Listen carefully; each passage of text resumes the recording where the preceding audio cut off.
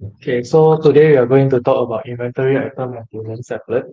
So the inventory item maintenance applet is to record your item inventory information. So there's a inventory listing where you can monitor all your inventory details from time to time.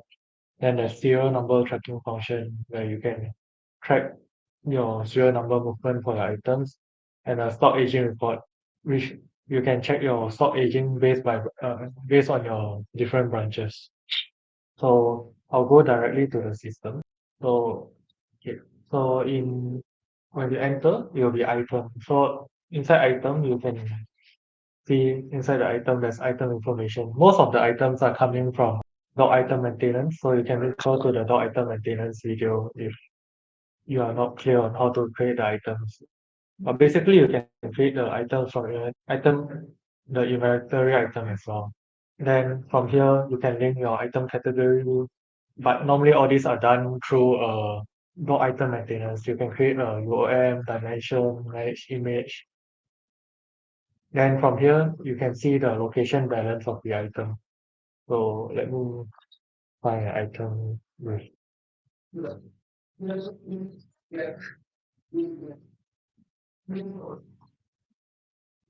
over here you can see like the location, then you can set the minimum quantity, the maximum quantity of the item. This is used for our other applet, which is stock replenishment, where you auto replenish your item based on your minimum and maximum quantity. And based on your different location, you'll show the stock balance quantity as well.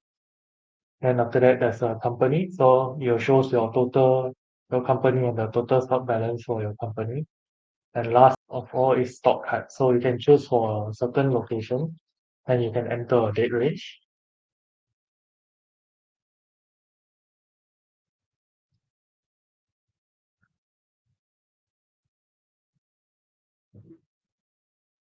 And you can see like all the stock movement based on the for the item and the document number attached to it as well.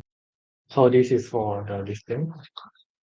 Then over here you can create like category groups and categories as well. Normally these are created in the item maintenance, but if you want you can create it here as well. So category groups are the current category, then how categories are in category. Then next, you can track the serial number as well. So from here, either you can put exact match of the serial number and click search, or you can use the keyword search of the serial number and you click search. Then inside here, it will show you like all the serial number movement with the document number and the document type. Then if you want to filter the serial number movement for a certain date, you can filter the transaction date from and to. Then it will show you the serial number movement from a certain date range. Then lastly will be the stock aging report. So in the stock aging report, you can filter by the location you want, and you can click search.